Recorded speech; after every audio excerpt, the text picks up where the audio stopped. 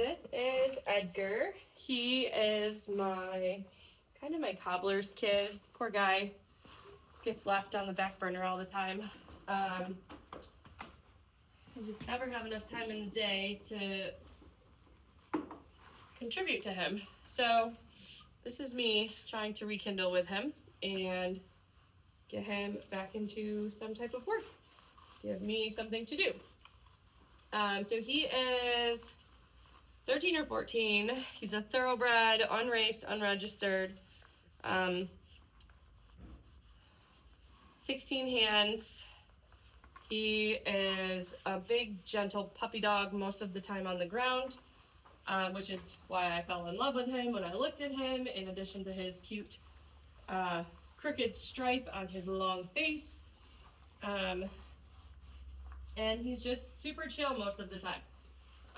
When I bought him, he had been at the same farm for 5 or 6 years and hadn't left or done much of anything. He spent more time not being ridden than being ridden. So wasn't a great foundation for him. And when I brought him here, I kind of allowed him to become a horse and tried to start working with him a little bit more, but as the saying goes, sometimes you're not always going to like what the horse has to say to you. And it's not that I didn't like what he had to say, I just wasn't expecting what he had to say with explosiveness and bucking when we were starting to actually make some good leeway. So that became a little puzzling to me because he was using himself better.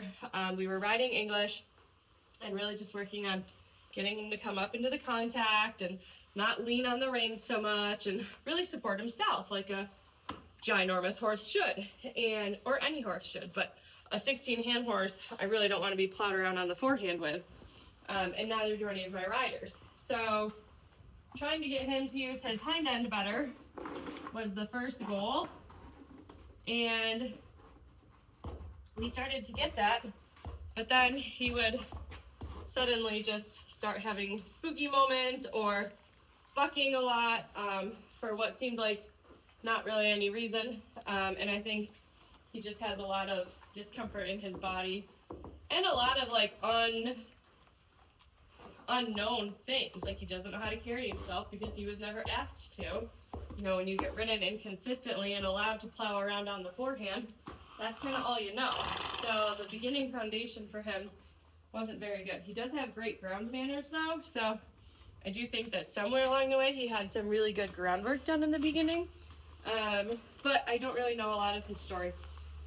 So I'm just kind of piecing things together as we go. I 2 years ago took him to a tick Maynard clinic and was explaining to him how he can be really super quiet one day and then the next day be really super explosive, and go from, you know, my nice, quiet, level-headed guy that feels like we're making progress to this like feral thing that I'm like, what the heck, I lost everything. And so Tick had me work a lot on just basics, groundwork, getting him to pay attention to me, figuring out what sets him off. And a lot of it is outside sources, and then I think also just unknown feelings. So a lot of unknown things kind of set him off a little bit more. He's definitely a little sensitive to how his body feels in general.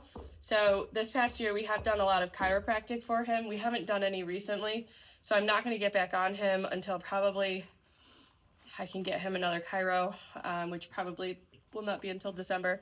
If not December, then probably after the new year. But I'm hoping that that will motivate me to stay on a schedule with him.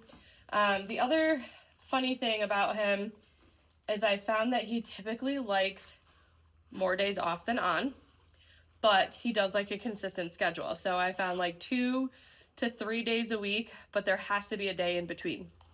I can't work him 2 days back to back, and expect the third day that week to be really good. So if I do like Monday, Wednesday, Friday, he's great. But if I try to do like Monday, Tuesday, Thursday, not going to work because Thursday is not going to be a good day. I don't know why that is, but that's what I have found. So that's the schedule I'm going to be trying to work him back up to, is at least 2 days a week of our groundwork, and then being able to get on him hopefully by the new year or shortly after the new year. I have recently found that he really, really likes Western saddles. I think I can sit better in a Western saddle on him, so I can help him engage himself better. I just need to find a bit that he really likes so that we can try our hand at maybe some Western dressage this year. So that's kind of where I want to go with him, because he is a beautiful mover when he does put himself together. It's just, how do I help him keep himself there? So I'm really hoping that this year of kind of self-growth and chiropractic care for him has been helpful, and we can start to increase our work this winter again and see how he does.